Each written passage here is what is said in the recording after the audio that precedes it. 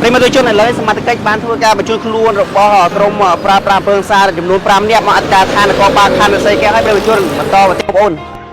នេះគឺមានករណីបាទវិញស្ទាវវាយគ្នាដោយសារការភ្លើងប្រច័ណ្ឌដើមពីបងសង្សាររបស់បងស្រីបាទធ្វើការហូបផឹកស៊ីជុំជុំគ្នាក៏បង្កើតជាភ្លើងប្រច័ណ្ឌបាទហើយសង្សារក៏បានធ្វើការវាយទៅលើបាទ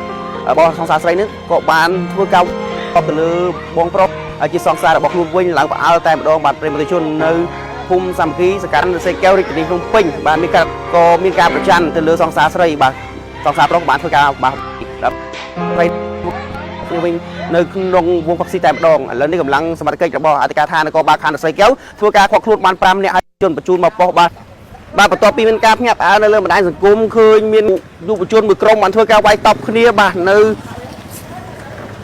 កាត់រសីកែវខណ្ឌរសីកែវរាជធានីភ្នំពេញឥឡូវនេះត្រូវបានកម្លាំងអធិការឋាននគរបាលខណ្ឌរសីកែវធ្វើការចុះបង្ក្រាបបានភ្លាមបន្ទាប់ពីមានការបាទបន្ទូក្នុងបណ្ដាញសង្គមបាទប្រិយជនហើយរឿងនេះគឺផ្ដើមមកពីភ្លើងប្រច័ណ្ឌបាទហើយផឹកស៊ីជួបជុំគ្នាហើយបាទគូសង្សារគូបាទកើតជាភ្លើងប្រច័ណ្ឌក៏បានធ្វើការវាយគ្នាក៏ប្អូនសង្សារហ្នឹងក៏ជួយវាយគ្នាក្នុងវងផឹកស៊ីនេះតែម្ដងបាទបង្កមានការភ្ញាក់ផ្អើលនៅក្នុងបណ្ដាញសង្គមត្រូវបានកម្លាំងសមត្ថកិច្ចចុះបានបង្ក្រាបភ្លាមចុះបង្ក្រាបបានភ្លាមបានមនុស្សចំនួន5នាក់បាទយកមកបាទប៉ុស្តិ៍នគរបាលរដ្ឋបាលទួលសកាយទី1បាទឥឡូវនេះសមត្ថកិច្ចធ្វើការបញ្ជូនទៅអធិការឋាននគរបាលខណ្ឌរសីកែវប្រិមត្តជនបាទប្រិមត្តជនឥឡូវកម្លាំងសមត្ថកិច្ចរបស់អធិការឋាននគរបាលខណ្ឌរសីកែវបានធ្វើការនាំខ្លួនបាទព្រឹកមិញនេះបាទចំនួនវាកើតផ្ដើមឡើងជាភ្លើងប្រច័ណ្ឌបាទដែលគូសង្សារមួយគូបាទផ្ដើមជាភ្លើងប្រច័ណ្ឌហ្នឹងក៏បានធ្វើការឆ្លោះគ្នាបាទហើយបងប្អូនរបស់ខាងស្រីហ្នឹងក៏បានធ្វើការវាយទៅលើបាទយុវជនហ្នឹងវិញបាទប្រិយជនគេដល់មកវាយគេដល់មកវាយគេបាយចិត្តបាទហើយការទុកអារម្មណ៍មិនបានដោយផ្ដើមឡើងដោយបងស្រីនិងបងប្រុស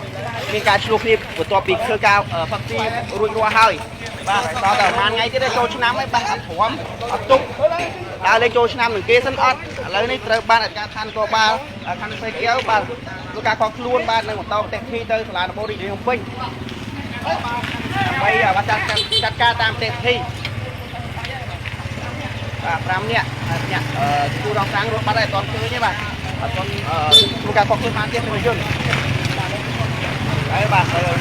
ខាងនគរបាលខណ្ឌរសីកែវប្រជាជនបាទខាងទូឆ្នាំនេះគេ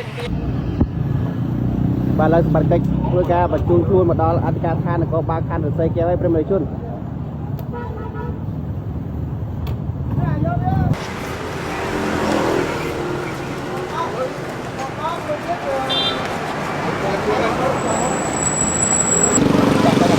ប្រិមត្តជនឥឡូវសមត្ថកិច្ចបានធ្វើការបញ្ជូនខ្លួនរបស់ក្រុមប្រាប្រាំពើងសារចំនួន5នាក់មកអធិការឋាននគរបាលខណ្ឌរសីកែវឲ្យប្រិមត្តជនបន្តប្រតិបត្តិទៅសាលាដំបូងរាជធានីភ្នំពេញ